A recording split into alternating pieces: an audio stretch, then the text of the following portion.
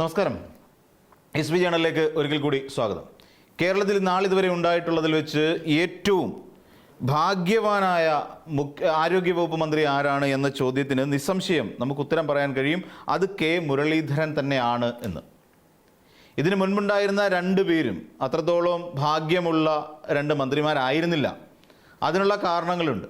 2016 Shailaja teacher ആരോഗ്യവകുപ്പ് മന്ത്രി ആകുമ്പോൾ നമ്മുടെ കേരളത്തിലെ ആരോഗ്യരംഗത്തിൻ്റെ അവസ്ഥ എന്താണ് എന്ന് നമ്മൾ എല്ലാവർക്കും അറിയാം. 10 വർഷത്തിന് മുമ്പുള്ള സൗകര്യങ്ങളുമായി കേണുകൊണ്ടിരിക്കുന്ന, ഒരുപക്ഷെ വെന്റിലേറ്ററിൽ നിന്നും മോർച്ചറിയിലേക്ക് പോയിക്കൊണ്ടിരിക്കുന്ന അവസ്ഥയിലേക്ക് നമ്മുടെ ആരോഗ്യവകുപ്പിനെ എത്തിച്ചിട്ടാണ് അന്നത്തെ ആരോഗ്യവകുപ്പ് മന്ത്രിയായിരുന്ന VS ശിവകുമാർ ആ സ്ഥാനം ഒഴിഞ്ഞു പോകുന്നത്. അതിനുശേഷം നമ്മളിലേക്ക് വന്നെത്തുന്ന 2 വർഷം തികയുമ്പോഴേക്കും നമ്മളുടെ ഇടയിലേക്ക് നിപ എന്ന് പറയുന്ന ഒരു വൈറസ് എത്തിക്കഴിഞ്ഞിരുന്നു. പിന്നീട് അതിൻ്റെ പിന്നാലെ ആയിരുന്നു ഓട്ടം ശൈലജ ടീച്ചർ. അത് പിന്നീട് ഓടി ഒടുവിൽ എവിടെ നിന്നാണ് ഇതിൻ്റെ തുടക്കം എന്ന് കണ്ടെത്തുന്ന ഒരു അവസ്ഥയുണ്ടായി. എവിടെ നിന്നാണ് തുടക്കം, ഇത് എവിടെ നിന്നാണ് വ്യാപിക്കുന്നത്, മനുഷ്യൻ സമ്പർക്കത്തിലൂടെ ഇത് വ്യാപിക്കപ്പെടുമോ, അങ്ങനെ തുടങ്ങി നമുക്ക് അതുവരെ ഉണ്ടായിരുന്ന ഏറ്റവും മോശപ്പെട്ട സംവിധാനത്തിൽ നിന്നും നമ്മുടെ ആരോഗ്യ മേഖലയിലേക്ക് വലിയൊരു സംവിധാനം, ചില പ്രോട്ടോക്കോളുകൾ കൊണ്ടുവരുന്നു, ചികിത്സാ രീതികൾ കൊണ്ടുവരുന്നു, ചികിത്സാ സംവിധാനങ്ങൾ കൊണ്ടുവരുന്നു. ഇതെല്ലാം കൂടെ കൂട്ടിച്ചേർത്തുകൊണ്ട് ആരോഗ്യ മേഖലയെ കൈപിടിച്ചുയർത്തി ഇങ്ങനെ കൊണ്ടുവരുന്ന സാഹചര്യത്തിലാണ് കോവിഡ് എന്ന് പറയുന്ന ഒരു വലിയ മഹാമാരി ലോകത്തെമ്പാടും ആഞ്ഞടിച്ച കൂട്ടത്തിൽ നമ്മളുടെ ഇടയിലേക്ക് വന്നത്. അപ്പോഴും നമ്മൾ എന്ത് ചെയ്തു? അതിനെ പ്രതിരോധിക്കാൻ വേണ്ട സംവിധാനങ്ങൾ നമ്മൾ ഒരുക്കിക്കൊണ്ടേയിരുന്നു. അങ്ങനെ അനുദിനം നമ്മുടെ ആരോഗ്യ മേഖല കാലഘട്ടത്തിനനുസരിച്ച് വികസിച്ചു വരുന്ന ഒരു സാഹചര്യത്തിലേക്ക് എത്തി. അങ്ങനെ 2021 അടുത്ത സർക്കാർ അധികാരത്തിലേറുന്നു. വീണ ജോർജ് ആരോഗ്യവകുപ്പ് മന്ത്രിയായി മാറുകയും ചെയ്യുന്നു. തുടർന്ന് ഇങ്ങോട്ട് നോക്കിക്കോളൂ. ഇവിടെ നമ്മുടെ നമ്മുടെ അവയവം ട്രാൻസ്പ്ലാന്റ് ചെയ്യുന്നതിന് വരെയുള്ള സംവിധാനങ്ങളോട് കൂടിയ ആശുപത്രികളാക്കി മാറ്റിയതിന് ശേഷമാണ് ഇവിടെ നിന്ന് ആരോഗ്യവകുപ്പിൽ നിന്നും വീണ ജോർജ് എന്ന് പറയുന്ന മന്ത്രി പടിയിറങ്ങി പോകുന്നത്. അപ്പോഴും നമ്മുടെ ആരോഗ്യ മേഖല താഴേക്കായിരുന്നില്ല, മേളിലേക്ക് തന്നെയാണ് വളർന്നു വന്നുകൊണ്ടിരുന്നത്. നമ്മുടെ സംസ്ഥാനത്ത് എല്ലാ മെഡിക്കൽ കോളേജിലേക്കും കാത്ത് ലാബ് സംവിധാനം വരെ എത്തുന്ന ഒരു അവസ്ഥയിലേക്ക് എത്തി. ഇവിടെ ഡയാലിസിസ് യൂണിറ്റുകൾ കൂടുതലെത്തി. ഇതൊന്നും കണ്ടിട്ടില്ലാത്ത ഒരു കാലഘട്ടമായിരുന്നു 2016 വരെയുള്ളത് എന്ന് നമുക്കെല്ലാവർക്കും വളരെ വ്യക്തമായി അറിയാം. അപ്പോഴാണ് അതിനിടയിലേക്ക് ഇനിയിപ്പോൾ, അതുകൊണ്ട് തന്നെയാണ് ഞാൻ പറഞ്ഞത്, ഏറ്റവും ഭാഗ്യം കെട്ട ഒരു ആരോഗ്യവകുപ്പ് മന്ത്രി ഉണ്ടായിരുന്നെങ്കിൽ ആ ആരോഗ്യവകുപ്പ് മന്ത്രിയുടെ പേര് കെ ശൈലജ എന്ന് തന്നെയാണ്. അക്കാര്യത്തിൽ യാതൊരു സംശയവുമില്ല. എന്നാൽ ഏറ്റവും ഭാഗ്യം ചെന്ന അല്ലെങ്കിൽ ഏറ്റവും ഭാഗ്യമുള്ള ഒരു ആരോഗ്യവകുപ്പ് മന്ത്രി ആരാണ് എന്ന് ചോദിച്ചാൽ അതിനുള്ള ഉത്തരം കെ മുരളീധരൻ എന്ന് തന്നെയാണ്. പക്ഷേ അദ്ദേഹത്തെ കിങ്ങിണിക്കുട്ടാന്ന് വിളിച്ചു കഴിഞ്ഞാൽ അദ്ദേഹം ഒരു കാര്യം ചെയ്യും, അദ്ദേഹം നേരെ കേസെടുക്കും. അതും ജാമ്യമില്ലാ വകുപ്പ്, കലാപാഹ്വാനം ചുമത്തിക്കൊണ്ട് കേസെടുക്കും. അതൊക്കെ അദ്ദേഹത്തിൻ്റെ പുതിയ രീതിയാണ്. കാര്യം പൊതുവിൽ വിമർശനങ്ങളെ ഭയമാണ് UDF സർക്കാരിന്. നമുക്കറിയാം, ഒരു പോസ്റ്റ് ഇട്ടതിൻ്റെ പുറത്ത് ഒരു പ്രധാന അധ്യാപകനെ പോലും സസ്പെൻഡ് ചെയ്തിരുന്നു. KSRTCയിലെ ഒരു ജീവനക്കാരനെ സസ്പെൻഡ് ചെയ്യുന്നു. അങ്ങനെ തുടങ്ങി തനിക്കെതിരായി വരുന്ന അസ്ത്രങ്ങളെയെല്ലാം നിർവീര്യമാക്കാൻ നിയമത്തെ ഉപയോഗിക്കുന്ന ഒരു മന്ത്രിസഭ തന്നെയാണ് ഇപ്പോഴുള്ളത്. നമുക്കെല്ലാവർക്കും അറിയാം. എന്തെങ്കിലും ആയിക്കൊണ്ടുപോട്ടെ. എന്നാൽ ഇന്ന് വന്നിട്ട് പറഞ്ഞു, ഇവിടെ ആരോഗ്യ രംഗത്ത് ഉണ്ടാകേണ്ടിയിരുന്ന ഒരു മഴക്കാല പൂർവ്വ ശുചീകരണ പ്രവർത്തനം പാളി എന്ന് മന്ത്രി നേരിട്ട് സമ്മതിക്കുന്നു. കാരണമായി പറയുന്നത് കേരളത്തിൽ നടന്ന തെരഞ്ഞെടുപ്പിനെയാണ്. തെരഞ്ഞെടുപ്പ് പ്രോട്ടോകോൾ കാരണം ചെയ്യാൻ പറ്റിയില്ല. ഡിസംബറിലാണ്, അതായത് ഈ കഴിഞ്ഞു പോയ 2025 ഡിസംബർ മാസത്തിലാണ് എല്ലാ പഞ്ചായത്ത് അല്ലെങ്കിൽ തദ്ദേശ ഭരണ സമിതികളും ഉണ്ടായത്. തുടർന്ന് മാർച്ച് മാസം വരെ അവരുടെ മുന്നിൽ സമയമുണ്ടായിരുന്നു. ജനുവരി, ഫെബ്രുവരി, മാർച്ച് 3 മാസം അവരുടെ മുമ്പിൽ സമയമുണ്ടായിരുന്നു. ഈ തെരഞ്ഞെടുപ്പിൻ്റെ പ്രോട്ടോകോൾ കാരണം അവർക്ക് മഴക്കാല പൂർവ്വ ശുചീകരണ പ്രവർത്തനങ്ങൾ നടപ്പിലാക്കാൻ കഴിഞ്ഞില്ല എന്ന് ഈ മന്ത്രി എന്ത് ഇതിലാണ് പറയുന്നത് എന്നാണ് നമുക്ക് വേനൽ മഴ ലഭിച്ചു തുടങ്ങുന്ന മാർച്ച് പകുതി കഴിഞ്ഞതിന് ശേഷമല്ലേ നമുക്ക് വേനൽ മഴ ലഭിച്ചു, മെയ് മാസം പകുതിക്ക് ശേഷമല്ലേ വേനൽ മഴ ലഭിക്കുന്നത്. അപ്പോൾ മഴക്കാല പൂർവ്വ ശുചീകരണ പ്രവർത്തനം നടത്താനുള്ള സമയം എന്ത് അവർക്ക് കിട്ടിയില്ലേ? നമ്മുടെ നാട്ടിൽ സാധാരണ ഒരു തെരഞ്ഞെടുപ്പ് പ്രോട്ടോകോൾ തെരഞ്ഞെടുപ്പിന് വിജ്ഞാപനം തൊട്ട് തെരഞ്ഞെടുപ്പ് നടക്കുന്ന ദിവസം വരെയാണ് നിലനിൽക്കുന്നത്.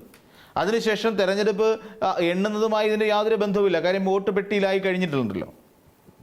അപ്പോൾ മെയ് മാസത്തിൽ ഏപ്രിൽ മാസം 9-ാം തീയതി അവസാനിച്ചു എങ്കിൽ തന്നെയും പിന്നീട് എവിടെയാണ് തെരഞ്ഞെടുപ്പ് പ്രോട്ടോകോൾ മഴക്കാല പൂർവ്വ ശുചീകരണ പ്രവർത്തനങ്ങളെ ബാധിച്ചതെന്ന് കെ മുരളീധരൻ എന്ന് പറയുന്ന മന്ത്രി വ്യക്തമാക്കേണ്ടതല്ലേ? അത് പക്ഷേ അദ്ദേഹം വ്യക്തമാക്കുന്നില്ല. പകരം തെരഞ്ഞെടുപ്പിനെ കുറ്റം പറഞ്ഞുകൊണ്ട് കേരളത്തിലെ എല്ലാ മഴക്കാല പൂർവ്വ ശുചീകരണ പ്രവർത്തനങ്ങളും നടന്നിട്ടില്ല എന്ന് പറയുന്നു. അത് അഡ്മിറ്റ് ചെയ്യുന്ന ഒരു കാര്യമാണ്. പിന്നീട് അദ്ദേഹം ഇവിടെ ഹൈ പവർ കമ്മിറ്റി ഇവിടെ കോൺസ്റ്റിറ്റ്യൂട്ട് ചെയ്യാനൊക്കെ പോകുന്നുണ്ട്. ഹൈ പവർ കമ്മിറ്റി ഇതൊക്കെ ചില മാതൃകകളല്ലേ? ആദ്യമായിട്ട് ഹൈ പവർ കമ്മിറ്റി രൂപീകരിക്കുന്ന അല്ലെങ്കിൽ ഒരു വ്യക്തമായ ഒരു പ്രോട്ടോകോൾ ഉണ്ടാക്കുന്ന ഒരു ആരോഗ്യവകുപ്പ് മന്ത്രി ഈ നമ്മുടെ കെ മുരളീധരനാണോ? അല്ല.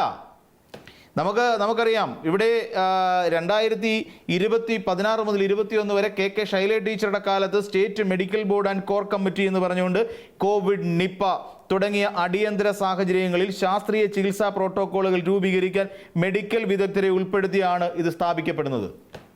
അവിടെയും കഴിയുന്നില്ല. പിന്നീട് ദ്രുത പ്രതികരണ, അതായത് റാപ്പിഡ് റെസ്പോൺസ് ടീം എന്ന് പറയുന്ന ഒരു ടീം ഉണ്ടാക്കി. അത് ജില്ലാ പഞ്ചായത്ത് തലങ്ങളിൽ വാർഡ് മെമ്പർമാർ, ആശാ വർക്കർമാർ, സന്നദ്ധ പ്രവർത്തകർ എന്നിവരെ ഉൾപ്പെടുത്തി രൂപീകരിച്ച ഒരു കമ്മിറ്റിയായിരുന്നു RRT, റാപ്പിഡ് റെസ്പോൺസ് ടീം. ഇതുണ്ടായിരുന്നു. എന്തിനു വേണ്ടിയാ? സമ്പർക്ക പട്ടിക തയ്യാറാക്കലും ക്വാറന്റൈൻ ഉറപ്പാക്കലുമായിരുന്നു ഇവർക്ക് നൽകിയിരുന്ന ചുമതലകൾ. പിന്നീട് പിന്നെ സ്റ്റേറ്റ് ഇലക്ട്രോണിക് ഹെൽത്ത് കമ്മിറ്റി എന്ന് പറഞ്ഞ മറ്റൊരു കമ്മിറ്റി ഉണ്ടായിരുന്നു. അതെന്തിനു വേണ്ടിയിട്ടായിരുന്നു എന്നറിയുമോ? അതായത് ആരോഗ്യ വിവരങ്ങൾ ഡിജിറ്റലൈസ് ചെയ്യാനും പകർച്ചവ്യാധി ഡേറ്റ തത്സമയം നിരീക്ഷിക്കാനും വേണ്ടി രൂപീകരിച്ച ഒരു സംവിധാനമായിരുന്നു അതുണ്ടായിരുന്നു. പിന്നെ മാനസികാരോഗ്യം മെച്ചപ്പെടുത്താൻ വേണ്ടി ഒരു സംവിധാനം ഇവിടെ ഉണ്ടായിരുന്നു. ഒരു ടീമുകൾ ഇവിടെ ഉണ്ടായിരുന്നു. പിന്നെ അതോടൊപ്പം തന്നെ ഒരു വിദഗ്ധ സമിതി അതായത് കോവിഡ് മാനേജ്മെന്റിന് വേണ്ടിയിട്ടും ലോക്ക്ഡൗൺ, അതോടൊപ്പം തന്നെ രോഗവ്യാപന തോത് എന്നിവ വിലയിരുത്തി സർക്കാരിന് നിർദ്ദേശങ്ങൾ നൽകുന്നതിന് വേണ്ടിയിട്ടും ഒരു ടീമിനെ ഇവിടെ കോൺസ്റ്റിറ്റ്യൂട്ട് ചെയ്യാനും കെ ശൈല ടീച്ചർക്ക് അന്ന് കഴിഞ്ഞിരുന്നു എന്നുള്ളതാണ് 16 മുതൽ 21 വരെയുള്ള കാലഘട്ടത്തിൽ. പിന്നീട് ഏറ്റവും അധികം കടന്നാക്രമിക്കപ്പെട്ട ഒരു വനിതാ മുഖ്യമന്ത്രി തന്നെയായിരുന്നു നമ്മുടെ വീണ ജോർജ്. ശൈല ടീച്ചറെ അന്ന് നിപ്പ രാജകുമാരി എന്നും കോവിഡ് റാണിയും എന്നും ഒക്കെ വിളിച്ച് പരിഹസിച്ച കോൺഗ്രസ്സുകാരെ നമ്മൾ ഓർക്കണം. ഇവിടെ നമുക്കറിയാം, നിപ്പയുടെ മരുന്ന് വലിയ വില കൊടുത്താണെങ്കിൽ പോലും കൊണ്ടുവരാൻ ശ്രമിക്കുകയാണ്. ഇപ്പോൾ നിലവിലുള്ള വിലയേക്കാൾ കൂടുതൽ കൊടുത്തിട്ട് അന്ന് ഈ PPE കിറ്റ് ലഭ്യമല്ലാതിരുന്ന ഒരു കാലഘട്ടത്തിൽ PPE കിറ്റ് ഇവിടെ കൊണ്ടുവന്നു കഴിഞ്ഞപ്പോൾ അന്ന് അഴിമതിക്കാരിയായി മാറുകയായിരുന്നു കെ ശൈല ടീച്ചർ എന്ന ഒരു വലിയ വിരോധാഭാസം കൂടി ഇവിടെ ഒളിഞ്ഞിരിക്കുന്നുണ്ട്. അതെന്തെങ്കിലും ആയിക്കൊണ്ടുപോട്ടെ.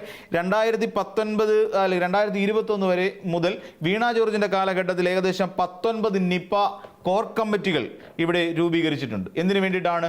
നിപ പ്രതിരോധ പ്രവർത്തനങ്ങൾ ഓരോ മേഖലയായി തിരിച്ച് കൃത്യമായി നിരീക്ഷിക്കാൻ. അപ്പോൾ കോഴിക്കോട് കേന്ദ്രീകരിച്ച് 19 പ്രത്യേക കമ്മിറ്റികളാണ് ഉണ്ടാക്കിയത്. അപ്പോൾ കോണ്ടാക്ട് ട്രേസിംഗ് ഉണ്ട്, അതോടൊപ്പം തന്നെ സർവൈലൻസ് ഉണ്ട്, ഹെൽപ്പ് ലൈൻ ഉണ്ട്, ലോജിസ്റ്റിക്സ് ഉണ്ട്, ഡേറ്റ മാനേജ്മെന്റ് ഉണ്ട്, ലബോറട്ടറി സപ്പോർട്ട് തുടങ്ങിയവയെല്ലാം ഈ കമ്മിറ്റികൾ ഉറപ്പാക്കുന്ന സംഭവമാണ്. One health high level committee എന്ന് പറയുന്ന മറ്റൊന്നുണ്ട്. അതെങ്ങനെയാണെന്ന് ചോദിച്ചു കഴിഞ്ഞാൽ, ഇപ്പോൾ മൃഗങ്ങളിൽ നിന്ന് പകരുന്ന രോഗങ്ങളാണെന്നുണ്ടെങ്കിൽ അതിനെ ജന്തുജന്യ രോഗങ്ങൾ എന്ന് പറയും. അപ്പോൾ സൂട്ടോണിക് ഡിസീസസ് എന്ന് പറയും. അപ്പോൾ അത്തരം ഡിസീസസ് നിപ്പ, കുരങ്ങ് പനി, പന്നിപ്പനി, അങ്ങനെയുള്ള പക്ഷിപ്പനി, ഇങ്ങനെയുള്ള സാധനങ്ങളെല്ലാം. അപ്പോൾ ഇതിനെയൊക്കെ മുൻകൂട്ടി കണ്ടെത്താൻ ആരോഗ്യ വകുപ്പും മൃഗസംരക്ഷണ വകുപ്പും അതോടൊപ്പം തന്നെ വനം വകുപ്പ് എന്നീ വകുപ്പുകളെ സംയോജിപ്പിച്ചുകൊണ്ട് രൂപീകരിക്കപ്പെട്ട ഒരു കമ്മിറ്റി ഉണ്ടായിരുന്നു. ഇതൊക്കെ ഒരു പക്ഷേ നമ്മൾ ആരെങ്കിലും അറിഞ്ഞിട്ടുണ്ടോ എന്ന് വരെ സംശയമാണ്. ഇത്രയൊക്കെ വലിയ സംവിധാനങ്ങൾ നമ്മുടെ ആരോഗ്യ മേഖലയിൽ നടപ്പാക്കിയിട്ടുണ്ടോ എന്ന് പോലും നമ്മൾ അറിഞ്ഞിട്ടുണ്ടാവില്ല. അപ്പോൾ പിന്നെ ഹെൽത്ത് ബിൽ സെലക്ട് കമ്മിറ്റി, അതായത് പകർച്ചവ്യാധി നിയന്ത്രണ നിയമങ്ങൾ കൂടുതൽ ശക്തമാക്കുന്നതിന് വേണ്ടിയിട്ട് ഉപയോഗിക്കുകയാണ്. പിന്നീട് പാരാമെഡിക്കൽ കോഴ്സുകൾ ഇവിടെ ആവിഷ്കരിക്കുന്ന ഒരു പരിഷ്കരണം, അതായത് പാരാമെഡിക്കൽ കോഴ്സുകൾ പരിഷ്കരിക്കുന്നതുമായി ബന്ധപ്പെട്ട് സമിതികൾ ഉണ്ടാക്കുന്നു. പിന്നെ വനിതാ ശിശു വികസന വകുപ്പിൻ്റെ ചുമതല വീണ ജോർജ് ഉണ്ടായിരുന്നു. അപ്പം തൊഴിലിടങ്ങളിലെ സുരക്ഷയ്ക്ക് വേണ്ടിയിട്ട് വേണ്ട ഇതൊക്കെ ഉണ്ടാക്കി. അങ്ങനെ ഒരു വലിയ തരത്തിലുള്ള ഒരു വലിയ പ്രതിരോധ സംവിധാനം നമ്മുടെ കേരളത്തിൽ ഉണ്ടാക്കിയെടുക്കുവാൻ നമ്മുടെ ഈ 2 മന്ത്രിമാർക്കും കഴിഞ്ഞു എന്നുള്ളത് കഴിഞ്ഞു പോയ 10 വർഷക്കാലം കേരളം ഭരിച്ച ഇടതുപക്ഷ സർക്കാരിൻ്റെ ഏറ്റവും വലിയ നേട്ടമാണ്. അപ്പോൾ ഇത്രയും വലിയ നേട്ടങ്ങൾ, അതായത് കെ മുരളീധരനെ സംബന്ധിച്ചിടത്തോളം മുന്നിൽ ധാരാളം മാതൃകകളുണ്ട്. അപ്പം ഈ പറയുന്ന പോലെ ചില പ്രോട്ടോകോൾ സ്വീകരിക്കുക. എങ്ങനെയാണ്?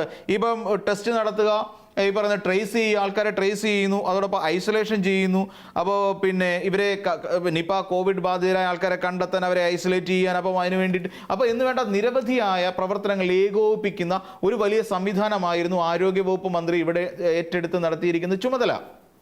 അപ്പോൾ ഇത്രയും വലിയൊരു മുന്നൊരുക്കങ്ങൾ ഇവിടെ നടത്തിയിട്ടുണ്ട്. എന്ന് വെച്ചാൽ കെ മുരളീധരൻ എന്തുകൊണ്ട് ഭാഗ്യവാനാകുന്നു എന്ന് ചോദിച്ചാൽ മുൻ മാതൃകകളുണ്ട്. അതായത് 2018 നിപ പോലെ ഒരു പകർച്ചവ്യാധി നമ്മുടെ ഇടയിലേക്ക് വരുമ്പോൾ അന്നത് പുതിയതാണ്. അപ്പോൾ അതിനെ എങ്ങനെ പ്രതിരോധിക്കണമെന്നോ അതുമായി എങ്ങനെ അതിനെ എങ്ങനെ ചെറുത്ത് തോൽപ്പിക്കണമെന്നോ അറിയാൻ വയ്യാത്ത ഒരു വലിയ വിഷമവൃത്തത്തിലായിരുന്നു അന്ന് കേരളത്തിലുള്ള ജനങ്ങളെല്ലാവരും തന്നെ ഭയപ്പാടോടുകൂടി കാണുന്ന സമയം. അപ്പോൾ അന്ന് ഇതിനുവേണ്ടി പ്രത്യേക പ്രോട്ടോകോൾ രൂപീകരിക്കുക, കമ്മിറ്റികൾ രൂപീകരിച്ചുകൊണ്ട് ഇതിനെ എങ്ങനെയും ചെറുത്ത് തോൽപ്പിക്കുക എന്നുള്ളതായിരുന്നു നമ്മുടെ ലക്ഷ്യം. അതിനുവേണ്ടി തന്നെയാണ് സർക്കാർ അതിനുവേണ്ടി പരിശ്രമിച്ചതും.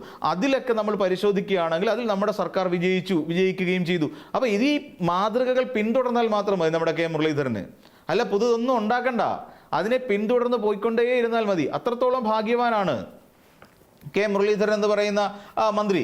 അപ്പം സർക്കാർ കഴിഞ്ഞ 10 വർഷം കേരളം ഭരിച്ച ഇടതുപക്ഷ സർക്കാർ ഇവിടെ ഒരു വലിയ മഹാമാരി ഉണ്ടായി കഴിഞ്ഞാൽ പോലും പ്രതിരോധിക്കാൻ വേണ്ട എല്ലാ സജ്ജീകരണങ്ങളും ആശുപത്രികളിൽ നിറച്ചു വെച്ചിട്ടുണ്ട്. അതോടൊപ്പം തന്നെ കമ്മിറ്റികൾ രൂപീകരിക്കുന്നതിൻ്റെ മാതൃകകളും ഇതിനു മുൻപുള്ള 2 മന്ത്രിമാരും കാണിച്ചു കൊടുത്തിട്ടുണ്ട്. അപ്പോൾ ഇതിനെയെല്ലാം ഒന്ന് കോർഡിനേറ്റ് ചെയ്ത് മുന്നോട്ട് പോയാൽ മതി എന്നുള്ളതാണ് സത്യത്തിൽ ഇതിൻ്റെ ഒരു അവസ്ഥ. അപ്പോൾ കെ മുരളീധരൻ എന്ന് പറയുന്ന ഒരു മന്ത്രിയെ സംബന്ധിച്ചിടത്തോളം അദ്ദേഹം വളരെ ലളിതമായി ഇനിയും വെറുതെ ഒരു മന്ത്രിസ്ഥാനത്തിരുന്നുകൊണ്ട് ഇതിനെ ഒന്ന് കോർഡിനേറ്റ് ചെയ്ത് കൊണ്ടുപോയാൽ മതി എന്നർത്ഥം. പിന്നെ ഇതിനകത്തേക്ക് ഇനിയും സ്വകാര്യ വ്യക്തികളെ ഉൾക്കൊള്ളിക്കണമെന്നുണ്ടെങ്കിൽ വേണമെങ്കിൽ ഒരു സ്വകാര്യ പങ്കാളിത്തം കൂടി കെ മുരളീധരന് കൊണ്ടുവരാം. പക്ഷേ ജനങ്ങളുടെ നന്മയ്ക്ക് വേണ്ടി ആകണം, അല്ലാതെ സ്വന്തം സ്വാർത്ഥലാഭത്തിന് വേണ്ടി ആകരുത് ഈ പ്രൈവറ്റലൈസേഷൻ അല്ലെങ്കിൽ സ്വകാര്യവൽക്കരണം എന്നുകൂടി പറഞ്ഞുകൊണ്ട് അവസാനിപ്പിക്കുന്നു. മറ്റൊരു വീഡിയോയുമായി നമുക്ക് വീണ്ടും കാണാം.